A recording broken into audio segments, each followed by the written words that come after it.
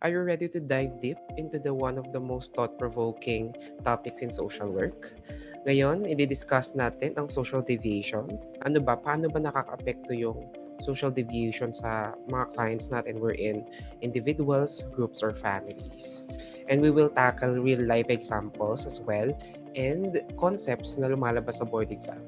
Whether it's about crime, it's about addiction, or other deviant behaviors, pag-uusapan natin yan. And don't forget to take notes, no? Take notes so that mas lalo niyo siyang maiintindihan.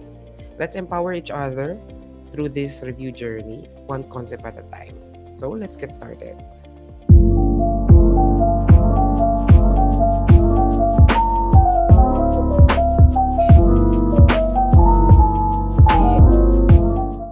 Learning outcomes for today is to first analyze the theoretical foundations and perspectives of social weight or social deviation.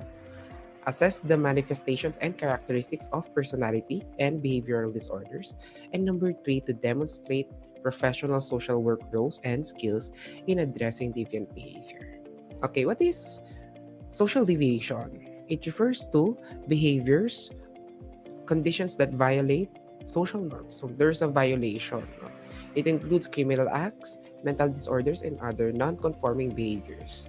Yan, ang deviation, ibig sabihin yan, it's a behavior or condition na hindi katanggap-tanggap or violates social norms.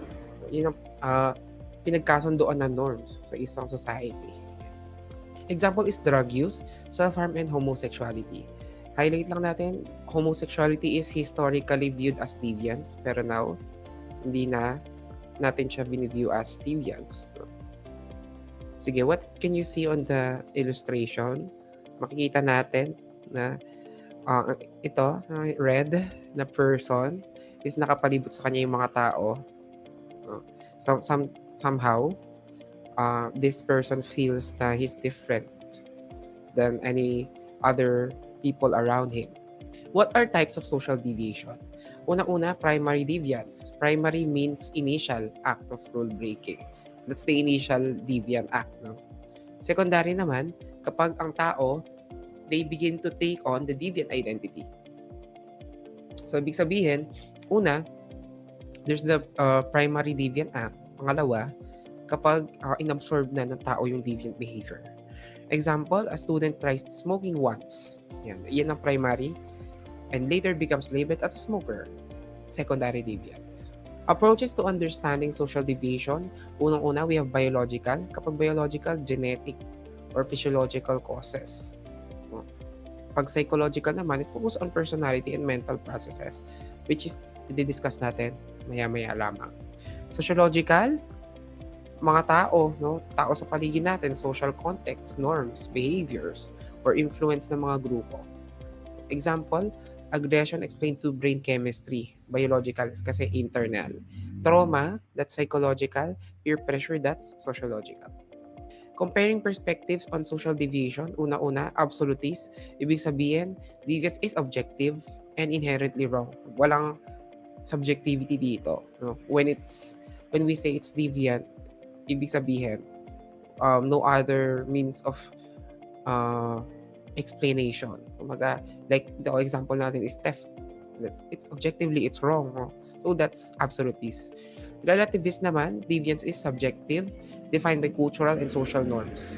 Tattoos may be seen as deviant in some cultures, but not in others. Sa iba, acceptable ang tattoos, no? But for others, hindi. Ibig sabihin, for other people, they feel na when you have tattoo, no? I'm not generalizing, pero they feel na you're gonna do something wrong. Or it's an image na pinoportray mo. No? It's a bad boy image, mga ganun pa. Theoretical foundation, structural functionalism. Ayon kay Durkheim or Emil Durkheim, deviance serves as a purpose in society. It means it's necessary. No? It affirms norms and promotes social change. Kailangan, no? Kailangan mo nang magkaroon ng deviant. And there's a change in structure when we say ang deviant is may purpose sa society natin. Example natin, civil rights protests as deviants. that led to legal reforms. We see civil rights protests as deviance kasi nga, nagkakos siya ng kaguluhan. But then again, it might lead to legal reforms. Kasi pag napansin na tayo or nakita yung hinaing natin, no, makikita nila na, okay, may mga rights tayong nilalaban. So, it might lead to legal reforms. Conflict theory naman arises from social inequality or ang mga mayayaman is protected by the law. Kung sino ang powerful, it's protected by the law. Deviance more harshly sa mga mahihirap. Example, white-collar crime and street crime sentencing. White-collar, yung mga embezzlement, tax evasion, yan mga white-collar crimes. Makikita natin sa society natin or even in politics, yung parusa with these types of crimes is not equal to the parusa nung sa street crime. Halimbawa, nagnakaw ka, di ba? So, mas punishable, no? Mas punitive, kumbaga. Symbolic interactionism naman, deviance is constructed through interaction with others. No? Ang best example natin dito is labeling theory. No? Individuals become deviant through societal labels. Magdi-decide kung sino ang deviant is, aside from the majority, it's the society. Example, a youth labeled a delinquent may internalize the role. Na-label siya as delinquent, baka totohanin na niya, no? Since labeled naman siya as deviant, so bakit hindi na natin i-push or hindi na natin totohanin? Yan ang ibig sabihin niyan with symbolic interactionism. It's constructed through interaction. Characteristics of deviance, yan, depende. It's relative to time, culture, and group. Not all deviants are illegal. Deviance can be positive, no? Tulad ng innovation. Example natin, LGBTQ+ identity once labeled as deviant, now increasingly accepted. Okay, makikita natin, no? Rehas. We have an illustration here. Ano ba yan? Crime. It's crimes and norms. Crime is a legal form of deviance punishable by law. So, ibig sabihin, it's codified. Codified. Pag norms naman, rules and expectations guiding behavior. Example, speeding violates traffic norms and is a crime. Yan, both. Ano bang norms when it comes to traffic? Kung halimbawa, kung red lights, kailangan mag-stop ka. Yan. Kung di ka nag-stop, diretso ka, that's beating the red light. Ang mangyayari sa'yo, it's considered as crime. No? Yeah. Imildor kayo mong deviance. Deviance is normal and necessary. Kailangan siya for us to reinforce boundaries, to have unity, and encourages change. Public reaction to crime shows collective values. Before, we think na lang siya, it's fiction. Pero ngayon, well, marami na tayong crime shows, lalo na sa Netflix. Makikita natin yung katotohanan talaga. Types of classification of deviance. Una, positive versus negative. No? Individual versus group deviance. Heroism as a positive deviance, gang behavior as group deviance. Pag group deviance, it's within the group. No? There's a pattern of behavior within the group. It's group deviance pag individual, mag-isa ka lang. Positive deviance, yung ngayon nasabi natin, sometimes deviance enforces change, such as innovation. Pag negative, crimes. Strain theory naman by Robert Merton, ibig sabihin, deviance results when societal goals and means are misaligned. There's a misalignment between individuals' cultural goals versus institutionalized means kung paano makuha yun. Unang-una, theft may arise when legitimate success is blocked. Gusto mo magkaroon ng pera pero gagawa ka ng other means for you to have that. It's strain theory. It causes a strain to you. Kaya gumagawa ka ng deviant behavior. Explain natin ang Robert K. Merton's deviance typology. For our free videos, na-explain na natin to, but let's have a quick run-through. Unang-una, conformity. You accept the cultural goals and you accept the institutionalized means. Let's relate this with the American dream. No? You want to be rich. Gusto mo makaahon sa hirap. You want to have a comfortable life. Ang gagawin mo, since yun ang goal mo, to have a comfortable life, ang gagawin mong institutionalized means is to work. No? Work hard, hustle life, more streams of income. Yan. Innovation. When we say innovation, we accept the cultural goals but we reject the institutionalized means. Tanggap mo, no? Gusto mong maging mayaman? Connect natin with American dream. You wanna get rich, but you reject the institutionalized means para maging mayaman. Ang gagawin mo, yan nga, nasabi natin, white-collar crime. No? You will steal from the company, no? Or you will steal from others. Yung innovation. You accept the cultural goals pero you reject institutionalized means. Pangatlo naman, ritualism. You reject the cultural goals but you accept the institutionalized means. Tayo, minsan nangyayari sa atin to, no? I mean, we're working, pero aabot tayo sa time in our life na we will be burned out. No? Mapapagod ka na, you feel na di ka naman nagpo-progress. So, ang gagawin mo, you reject the goals. No? Ayaw mo nang to climb the corporate ladder. Ayaw mo na. So, ang gagawin mo, autopilot ka na lang. You're just there, no? You're working, pero you don't have goals anymore. Floating ka lang, or let's just say autopilot. That's ritualism, rejecting cultural goals, and accepting institutionalized means. Retreatism, you reject the cultural goals and you reject the means. Super ano ka na, withdrawn ka na with the society. Ayaw mo na magtrabaho and you don't want to get the means. Ang gagawin mo, you will ask others, such as begging, no? That's mendicancy.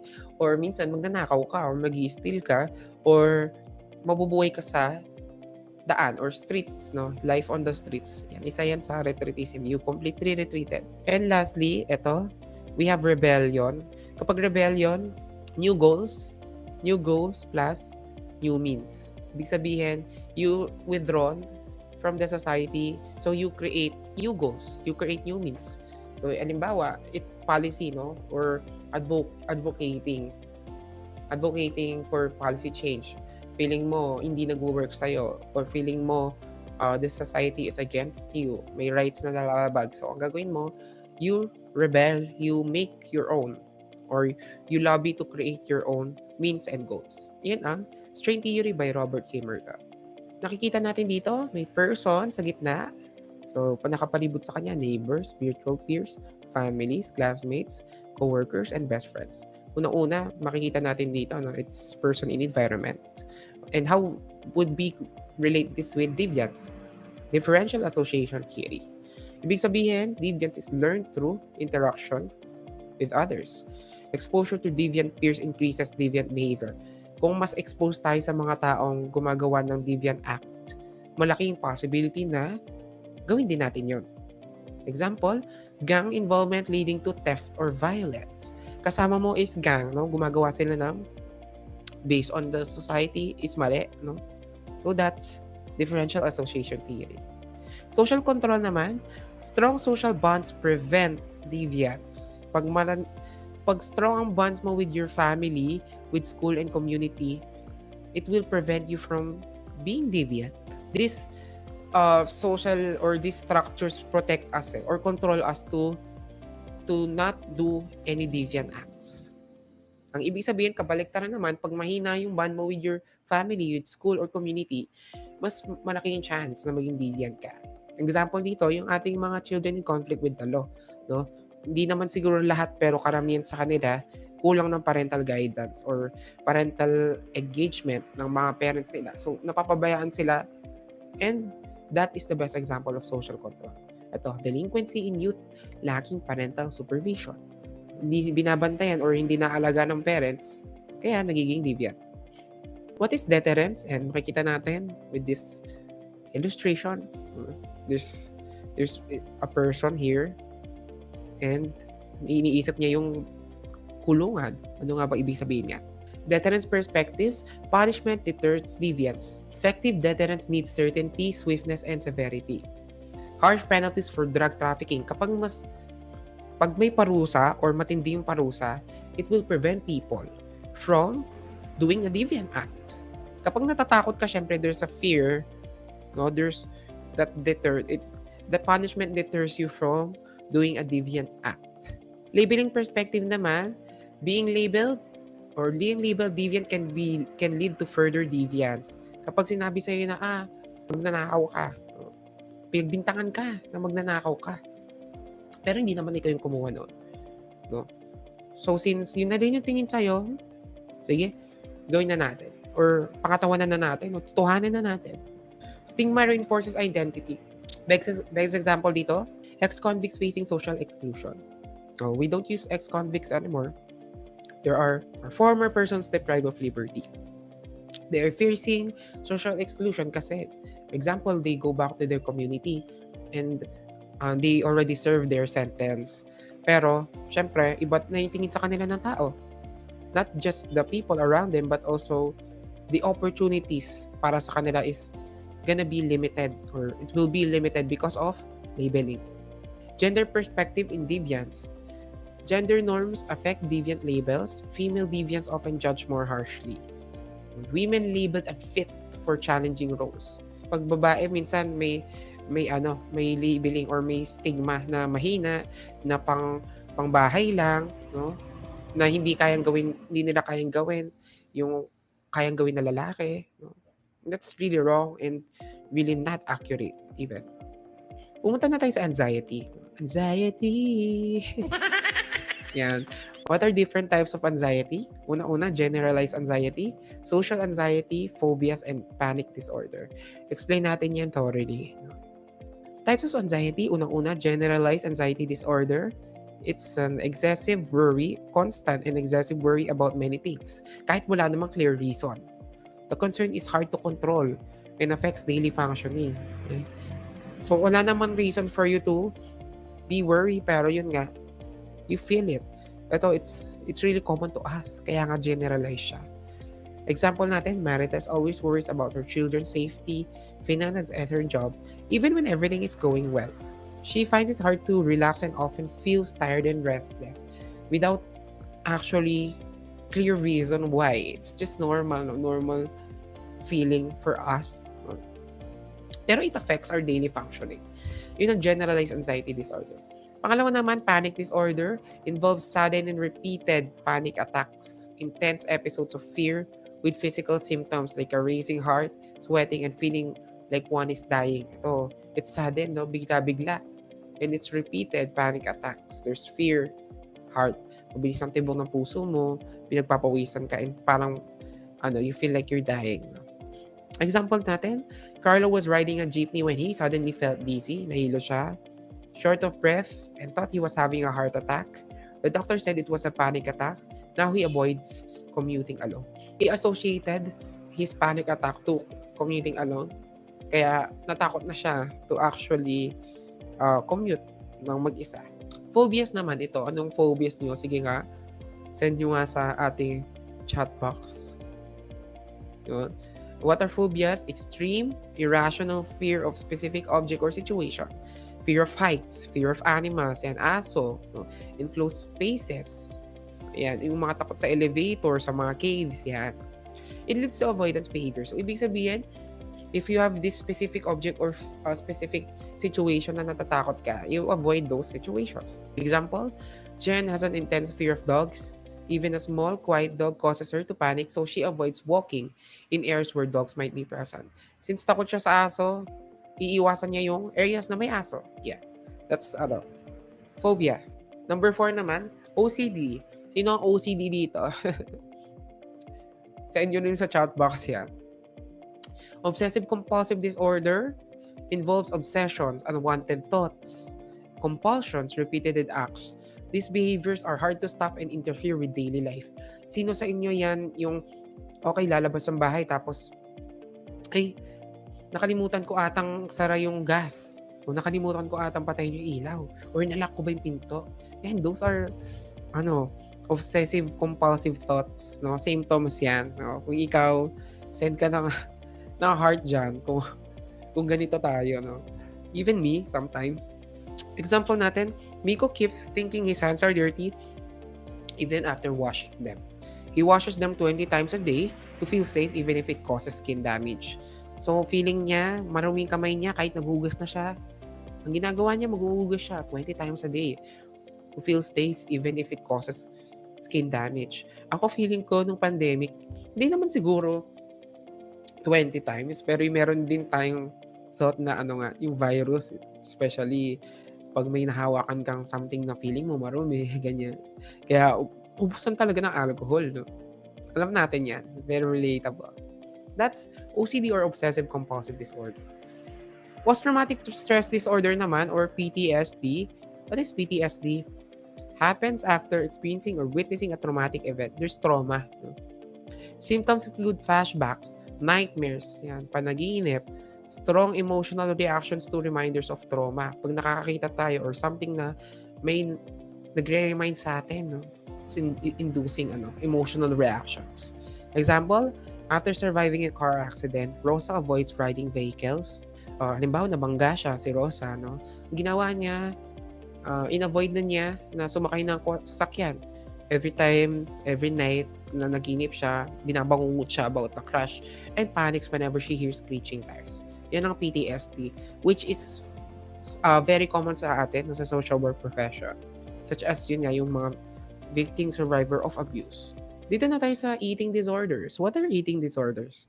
We have anorexia, bulimia nervosa, and binge eating disorder. Or BED. Explain natin yan isa-isa. Anorexia nervosa, eating disorder where a person has an intense fear of gaining weight. Takot siyang tumaba, no? Takot siyang tumaba. So she severely limits food intake. Portion eating, no? Kumakain siya ng konti. Kaya nagkakos ito ng extreme weight loss, no? Pumapayat siya. They often have a distorted body image, seeing themselves as overweight even when they are underweight. Iba yung nakikita nila sa sarili nila. Kahit they are already underweight, they feel na they're still overweight. A 19-year-old student, Ella, avoids eating full meals and exercises excessively. Even though she is very thin, she still believes she needs to lose weight and fears becoming a fat. Yan ang example ni Ella. No? She avoids eating full meals. Nag-exercise siya 3 beses sa isang araw. But she still feels na mataba siya. That's anorexia. Bulimia naman, binge eating, no? Kumakain ka ng marami over a short period of time, tapos mag-purge ka. Kung gagawin mo, isusuka mo. You do ways to vomit. No? Gagawa ka ng ways to vomit using, yun nga, yung pinapasok mo yung kamay mo with your mouth. Vomiting using laxatives to prevent weight gain para hindi ka tumaba. This behavior is often done in secret. Walang nakakaalam. And is linked with feelings of shame and guilt. Trisha eats large amounts of junk food late at night, then forces herself to vomit in the bathroom. She hides this from her family and feels guilty afterward but keeps repeating the cycle. Ginagawa niya, kumakain siya ng junk food midnight, yung midnight snack niya, and then isusuka niya yon. Isusuka niya yung kinain niya para hindi siya tumaba.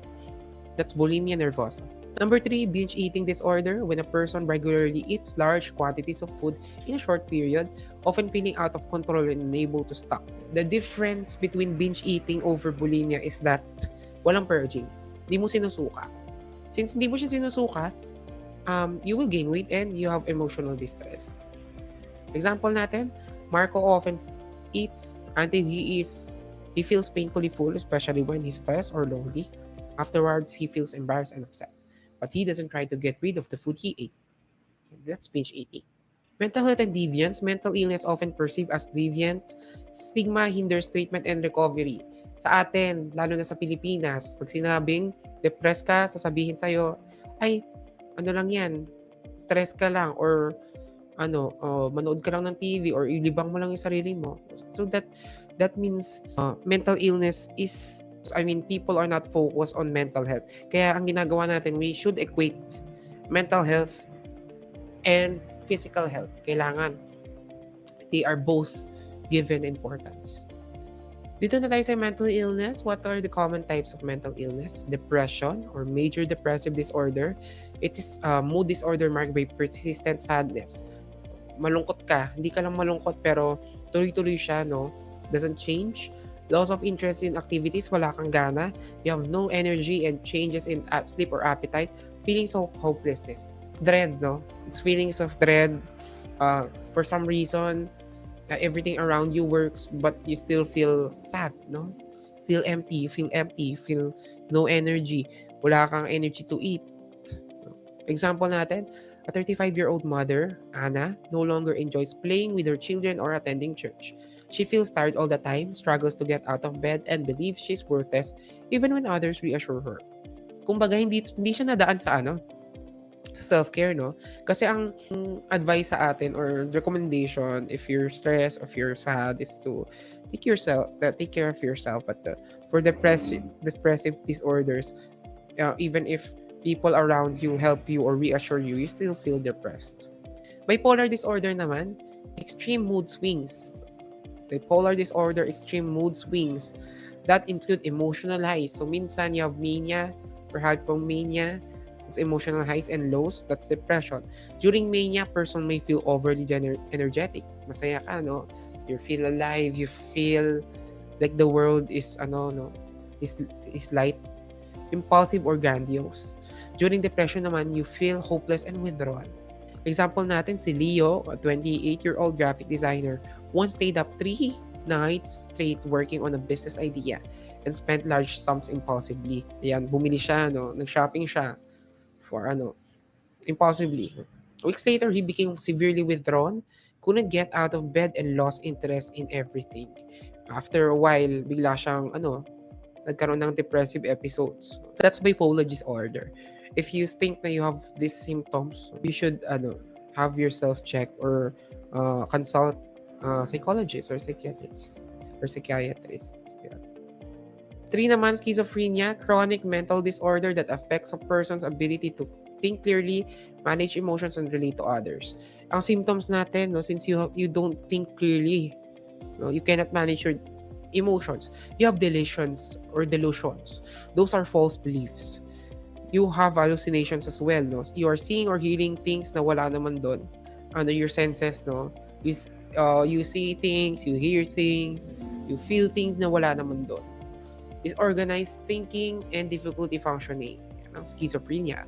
Example natin, Rico, a 22-year-old man believes that strangers are spying on him and hear voices telling him he's in danger. He talks to people who aren't there and struggles to complete everyday tasks. And wala naman siya kausap, pero for some reason, no, he thinks na may kausap siya. He thinks someone is telling him na nasa panganib siya. That's schizophrenia. Naririnig, nakikita, pero wala naman doon. Let's go with suicide naman. Suicide as social deviation. Egoistic suicide, tandaan natin, individuals feel isolated or not integrated into society since na-feel nila na they have meaninglessness, no? Wala na silang kwenta, or they feel this despair because of lack of social ties. They commit suicide. Example natin, Mang Tonyo, an elderly widower who lives alone and or has no family visiting him, feels forgotten. Feeling niya nakalimutan na siya, no? Socially disconnected. He eventually takes his own life due to overwhelming loneliness and lack of purpose. Kaya, he took his own life. That's egoistic suicide. Pangalawa naman, pag altruistic, when a person is strongly integrated into a group or society and feeling niya it's his duty or sacrifice yung life niya for others. That's altruistic.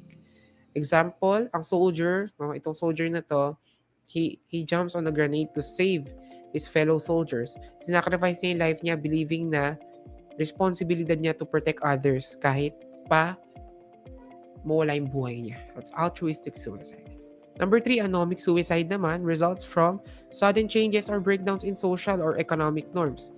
Pag anomic, di ba, there's a normlessness. Ibig sabihin, there's a big change. Losing a job, bankruptcy or divorce, leaving the person feeling lost and disoriented. Example natin, ito, Mang Ramon, no? 30 years siya nag-work. Yun nga, ginawa na niya yung buhay niya. Or his life was dedicated to his job. Kaya nung nawalan siya ng work, because nagsara yung kumpanya niya, he feels na he lost his sense of identity and also income. Kaya since feeling niya wala na siyang pag-asa, he took his own life. Yun ang anomic suicide.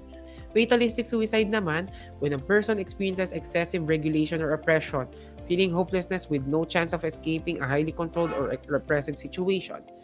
They feel na they have to end. No, since hindi nag-end yung abuse sa kanila or even the suffering, kaya they just ended up taking her or taking the person's own life. Example, a young woman in a highly abusive And controlling marriage feels there's no way out. With strict rules and no freedom, she ends her life believing there is no other escape from her suffering. Kaya yun ang ginawa niya. Manifestations of personality disorders naman, we have antisocial personality disorder. Kapag antisocial, disregard for rights of others, na wala kang paki sa ibang tao. You violate the social norms, na nagsisinungaling ka, you manipulate others, wala kang empathy. And since ganun nga yung ugali mo, you might result with criminal behavior. And sa lahat ng ginagawa mo, you don't feel guilt, no?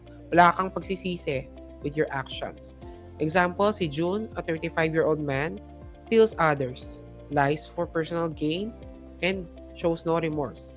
Even after being arrested, he continues to manipulate people without concern for the harm he causes. Wala siyang remorse sa ginawa niya. That is antisocial personality disorder. Lack of or complete disregard for the rights of others and lack of remorse. Pangalawa naman, borderline personality. Pag borderline, emotional instability, fear of abandonment, impulsive behavior, and a stable relationship. People with BPD often have difficulty controlling their emotions and might engage in self-harming behavior or threats of suicide. Example natin ito si Liza. She's a 28-year-old woman.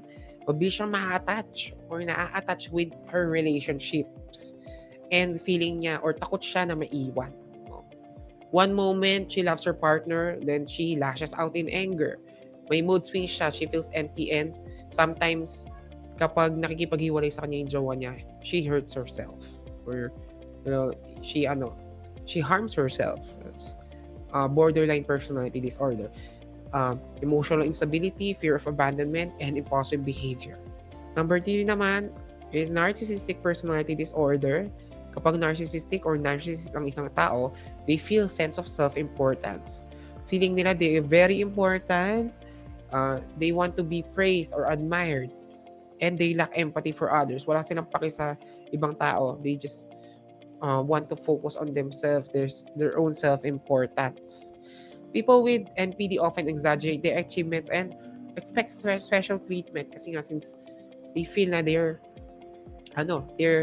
very important. So, kailangan may special treatment sila.